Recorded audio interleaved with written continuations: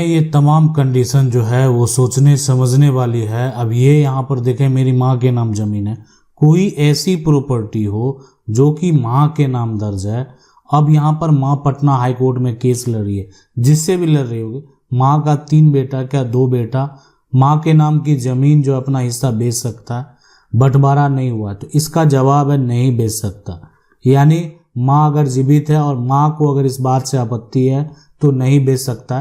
पिता के नाम अगर प्रॉपर्टी होता और वो प्रॉपर्टी पैतृक संपत्ति अगर होता तब ये बेच सकते हैं, अभी नहीं बेच सकते हैं। अगर माँ को आपत्ति होगा कि माँ ये इसलिए कि माँ का ये जो प्रॉपर्टी है जो कि माँ के नाम से है वो सेल्फ एक्वायर प्रॉपर्टी हुआ, तो सेल्फ एक्वायर प्रॉपर्टी है, माँ जीवित है, तो कोई भी बेटा जो है अगर माँ चाहे बेटे को प्रॉपर्टी ना देना तो वो भी माँ के द्वारा किया जा सकता है। तो इसलिए इस बात को आप समझ लें, ये यानी माँ जो है हाई कोर्ट में केस लड़ रही है और ऐसा अगर सिचुएशन उत्पन्न होता है तो उस सिचुएशन में माँ की प्रॉपर्टी को नहीं बेचा जा सकता।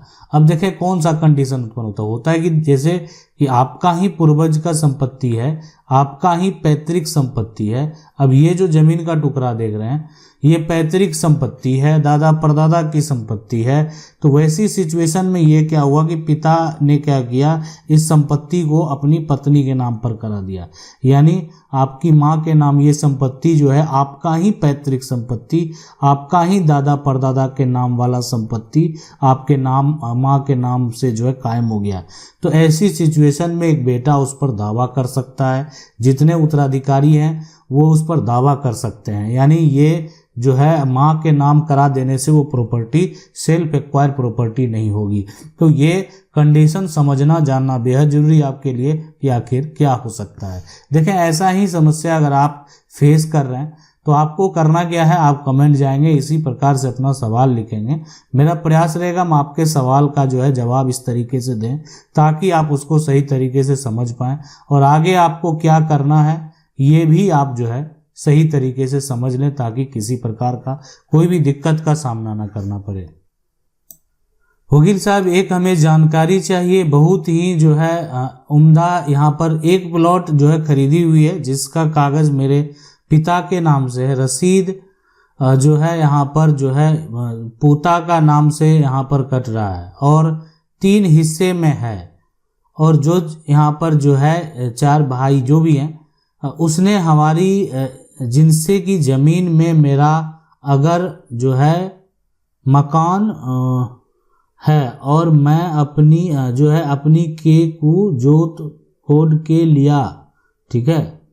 और जो है थोड़ा स्पष्ट तरीके से आप लिखें ताकि जो है इसको समझ पाए। देखें हम आपको बता दें कि इस प्रकार का जो है जो समस्या आप झेल रहे हैं, मान लेते हैं कि अगर आपने कोई भी ज़मीन को खरीदी है, आप जिससे भी खरीदी, और अगर आपके पास ज़मीन की रजिस्ट्री अब आ चुकी है तो ये एक ऐसा दस्तावेज है, ये एक ऐसा डॉक्यूमेंट है कि कोई भी अब जो है इस पर दावा यानी विक्रेता का परिवार का सदस्य कोई भी दावा नहीं कर सकता।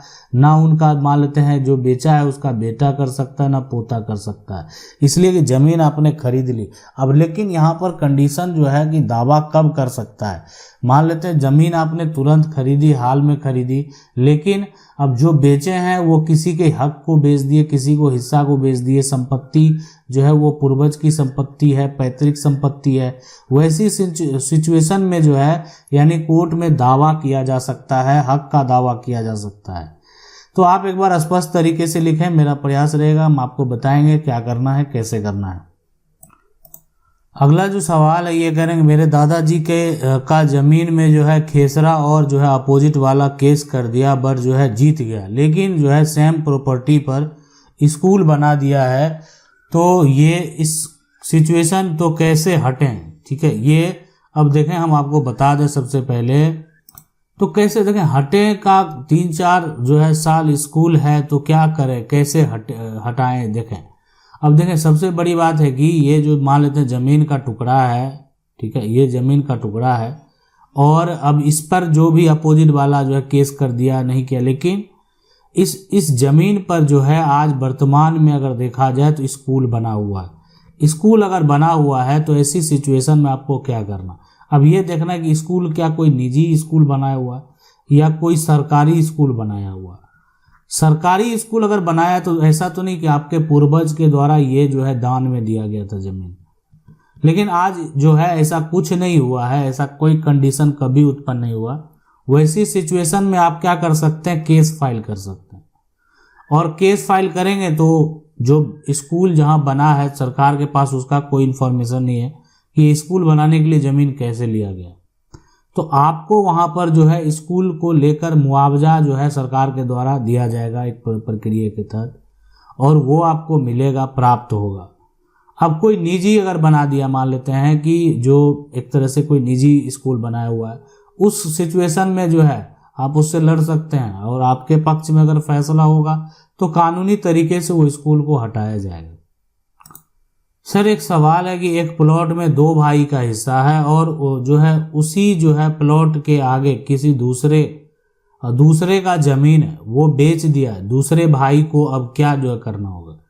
तो देखें क्या होता है कि एक मान लेते हैं ये जो जमीन का टुकड़ा है इसमें अगर 2 भाई का हक है, 2 भाई का हक है, अब यहाँ पर और उसी प्लॉट के आगे जो है किसी दूसरे का जमीन है, उसी के आगे कोई दूसरे का जमीन, अब वो बेच दिया, ठीक है, दूसरे भाई को, तो अब क्या करना होगा। तो मान लेते हैं कि जो ये प्लॉट है ना, इसमें 2 भाई का हिस्सा है, अब आपस में दोनों क्या करेंगे, आगे जो दूसरे भाई का जमीन है, मान लेते हैं आगे किसी दूसरे का जमीन है, अब वो जो है दूसरे भाई को अगर बेच दिया है तो मान लेते हैं अब वो तो अपने भाई का वो हो गया, उसमें अब ये है कि जो आपकी जमीन है उस पर तो भाई ने हक तो लेगा ही। अब आगे वाला अगर भाई ही खरीदा है तो आप यही कर सकते हैं कि जो आगे है उससे संबंधित अटैच करवा सकते हैं ताकि भाई को बेनिफिट मिले।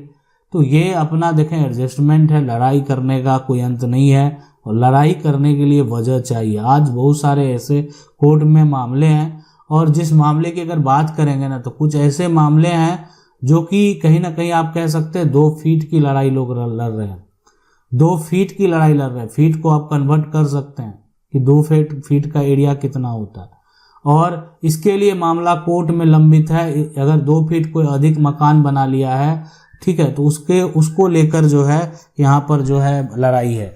बहुत जगह मामले ऐसे देखने पड़ेंगे जो लड़ाई यहाँ पर जो विवाद है वो यानी गज को लेकर है, 1 गज 2 गज को लेकर विवाद है। तो ऐसा सिचुएशन का जो कंडीशन जो है उत्पन्न हो रहा है मामला। अब अगर मान लेते कहीं की लड़ाई अगर 1 कट्ठे की है तो ठीक है, अगर 1 धूर की लड़ाई होगी तो आप समझ सकते हैं कितना छोटा टुकड़े के लिए जमीन की लड़ाई लड़ी जा रही है। लेकिन अभी वजह जो है, जब वजह हो गया लड़ने का कि ये कानूनी तरीके से हमको हासिल करना है, सामने वाले को परास्त करना है, तो अब जिसका जो हक है वो तो प्राप्त कर ही लेगा। मान लेते हैं मामला कोर्ट में जाएगा तो कोर्ट में अगर आपकी जितनी ज़मीन है उससे अधिक ज़मीन में अगर आप मकान बना दिए तब तो उतना एरिया जो है या तो उसका एक बोली लगाना पड़ेगा आपको उसके सामने, ताकि वो सामना वाला झुक जाए, आपका मकान नहीं तुड़वाए, और नहीं तो वो अगर अडिग हो गया कि नहीं उतना एरिया वो वापस लेगा तो मकान भी तुड़वा सकता है, टूटता ही है। तो इस प्रकार का अगर आपका कोई भी सवाल है आप हमें कमेंट कर सकते हैं, कमेंट करके पूछ सकते हैं। मेरा प्रयास रहेगा वीडियो के माध्यम से हम आपको जवाब दे सकें। वीडियो अच्छा लगा वीडियो को लाइक जरूर कर दें, चैनल को पहली बार देख रहे हैं सब्सक्राइब करके जो बेल आइकन उसको जरूर दबा लें। मिलते हैं अगले वीडियो में, तब तक के लिए जय हिंद।